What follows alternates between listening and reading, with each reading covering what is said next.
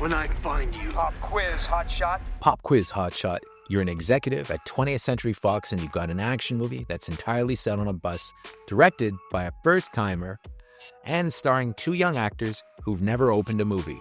What do you do? What do you do? I'd want to know what bus it was. Well, if you're them, frankly, you open it in the early summer of 1994, then sit back and watch the big bucks roll in all summer long as Speed, a movie no one expected anything from, went on to become one of the biggest sleeper hits in the 90s and an action classic that stands the test of time more than 30 years later. I'm taller. But what if I told you that nobody actually really wanted to make this movie in the early 90s and it was considered a big bomb? Well, we're going to tell you all about it because here's what the happened to Speed.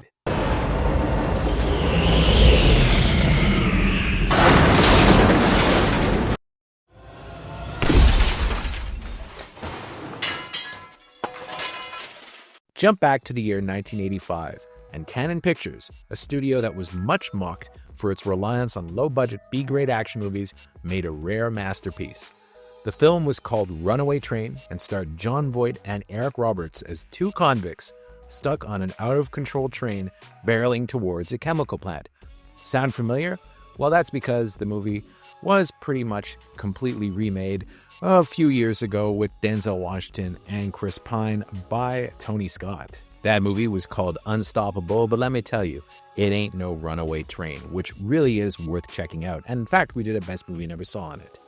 So, amongst the few people admittedly that saw it was a young Canadian screenwriter named Graham Yost, who saw the film and wondered if a similar concept could actually work on a bus.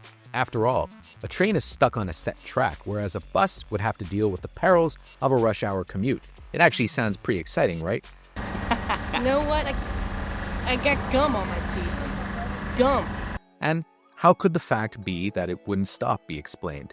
Well, by having the bus have to go under 50 miles an hour, lest a bomb be triggered. 50! Stay above 50! Now, I'll admit the pitch sounds kind of dumb, and in fact, studio execs in the 90s weren't all that psyched, but you know what? There was also the potential that it could be really cool if it was done right, and Paramount Pictures briefly considered it as a vehicle for a martial artist they were grooming for stardom, Jeff Speakman. Given his mastery of Kempo karate, the movie would have likely departed significantly from the script to allow Speakman to fight bad guys outside the bus. Probably a bad idea, right? Well, his screen debut, The Perfect Weapon, was actually only a middling success, and he went down the DTV route. So, no more Jeff Speakman. Some thought was given to turning the film into a John McTiernan vehicle, but he thought it was too thematically similar to Die Hard. And he's got a point, because the early ads for the movie would actually celebrate it as Die Hard on a bus. However, his director of photography for The Hunt for October and Die Hard, Jan de Bont, was itching to make his directorial debut and soon became attached to the project. However, Paramount lost interest, figuring audiences just wouldn't want to see a whole movie set in a bus. To that end, Yost, at de Bont's urging, added the opening elevator sequence as well as the final subway showdown. But the studio still wasn't that interested. You bastard! How does that feel? And truth be told, Paramount Pictures wasn't really in the market for making this kind of movie back then. Their action slate tended to focus more on elevated techno thrillers such as the Jack Ryan series and adult thrillers.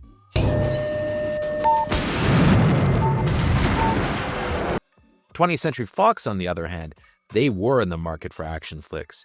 They tried to get something going with Steven Seagal by making Marked for Death, but he eventually signed a long-term deal with Warner Brothers. They also tried to turn Brandon Lee into a star with Rapid Fire, but sadly, he met a rather sad fate, as we all know. They needed to make some action movies with stars that weren't, prohibitively expensive, so Speed kind of fit the bill. Where do we get an escort to? Look out! Oh, God! So to that end, they picked it up and looked to cast a hot young actor in the lead.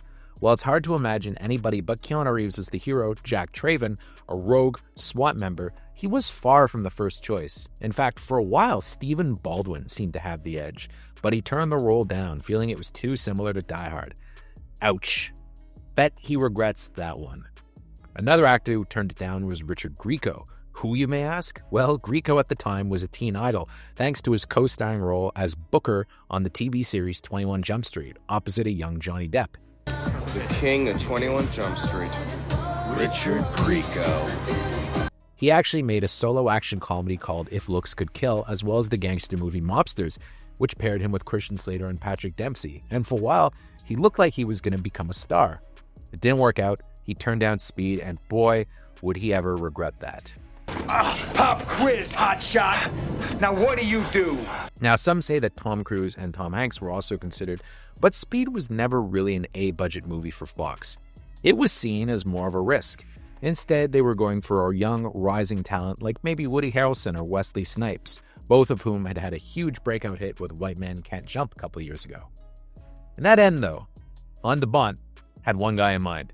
He wanted Keanu Reeves. Now, if you've been with us, you've seen the bus. The whim of a madman. Now, to be fair, Keanu Reeves seems like a logical choice, even for the era. While Speed made him a household name, his career was already doing pretty well thanks to both Bill and Ted movies. But perhaps his most important role up to that point was in Point Break, which was another 20th Century Fox action film. When Reeves was cast, the role changed thanks to a rewrite by Joss Whedon, eventually of Buffy the Vampire Slayer fame. Initially written as a wisecracking Bruce Willis-type hero, Jack Traven was retooled to fit Reeves' persona. Less of a tough guy, more polite and professional with the passengers, and even a little bit bashful with his on-screen leading lady, who would be played by, well, no one really knew yet. The part was originally written for Halle Berry. Annie, the passenger who ends up driving the bus, was supposed to be a paramedic and a more capable driver. Berry passed on the role, but later admitted it was kind of a mistake. She would play kind of a similar role in Executive Decision a few years later. Instead, the love interest angle was beefed up and the character was reimagined as more of a regular kind of gal. In this case, she's a motorist who lost her license for being a terrible driver, and she's forced to get behind the steering wheel of the bus. Miss, can you handle this bus? Oh, sure, it's just like driving a really big Pinto. Sandra Bullock was a complete unknown at the time, but she'd made a big impression when she stepped up at the 11th hour to play Sylvester Stallone's love interest in Demolition Man, a film that hadn't even been released by the time Speed went into production. The buzz on the movie was good, though, and she was considered a hot commodity and a rising star, and her audition nabbed her the role, with the clincher being that she had amazing chemistry with Keanu Reeves. The cast was rounded out by Dennis Hopper as the Mad Bomber villain.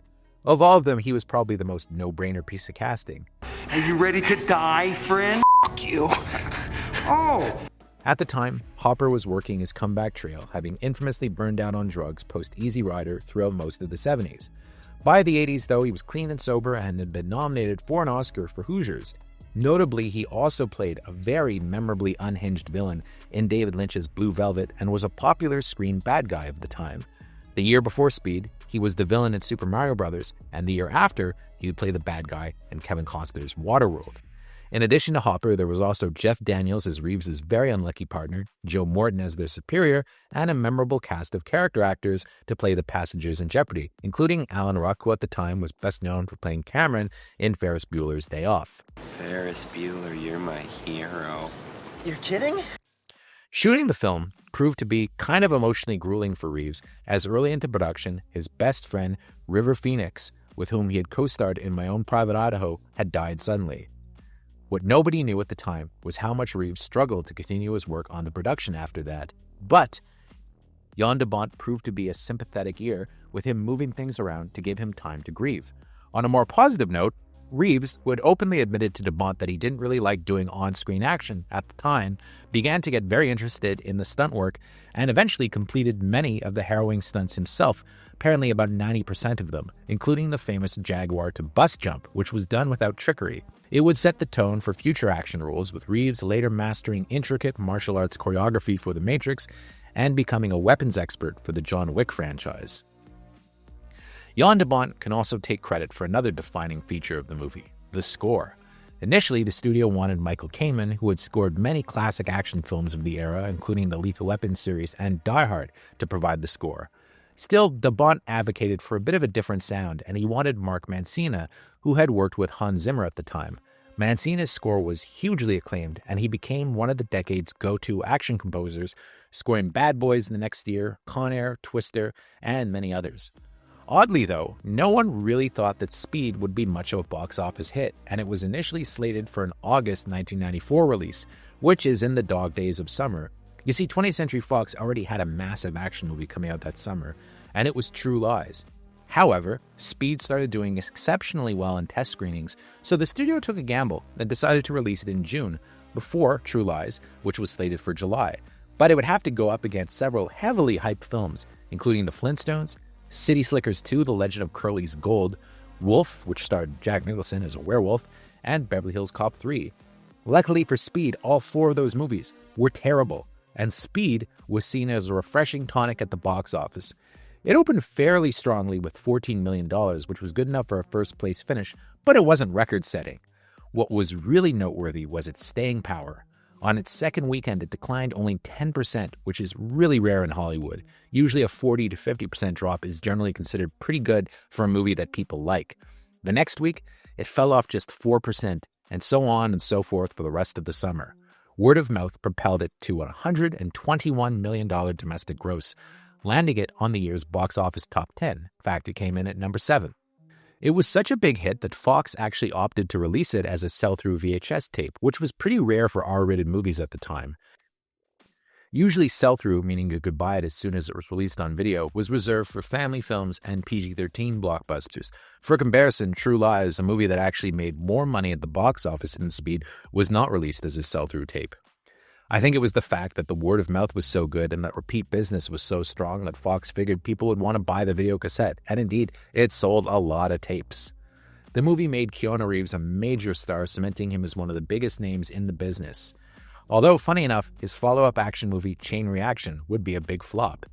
It also made Sandra Bullock a superstar, leading to her being cast as the romantic lead in the comedy While You Were Sleeping, which helped propel her to becoming the biggest female box office draw of the 90s. Well, for a while anyway.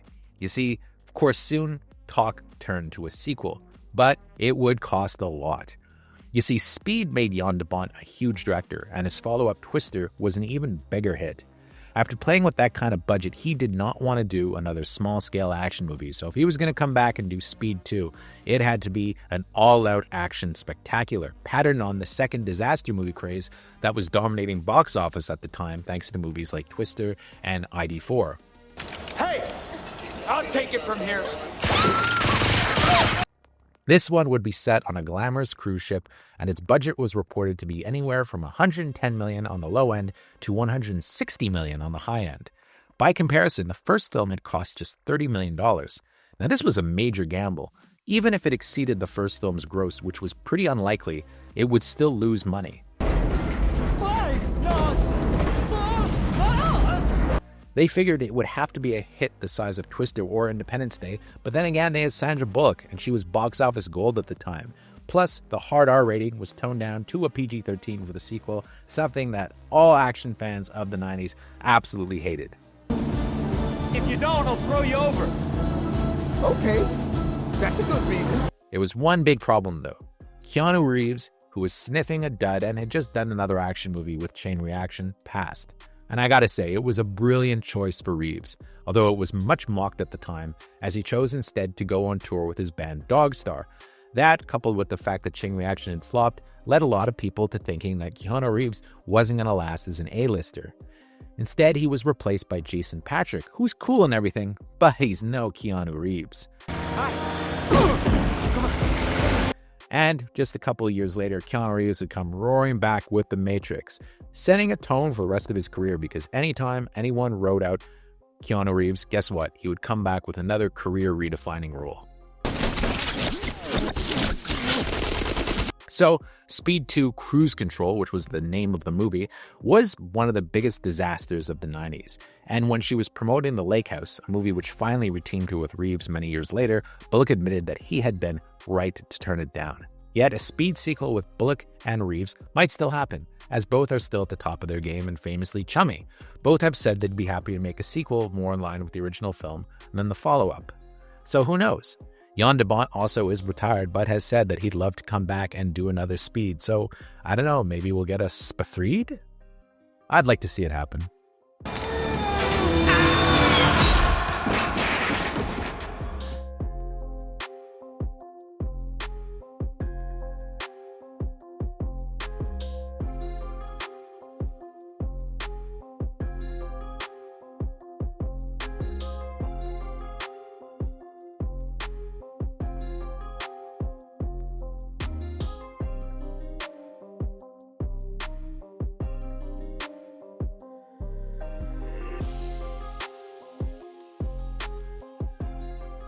Thank you for clicking on our video, everybody. If you like what you saw here, please make sure you like the video and subscribe and share with your friends who like this sort of content. JoBlo was created by movie fans for movie fans, and we appreciate your support.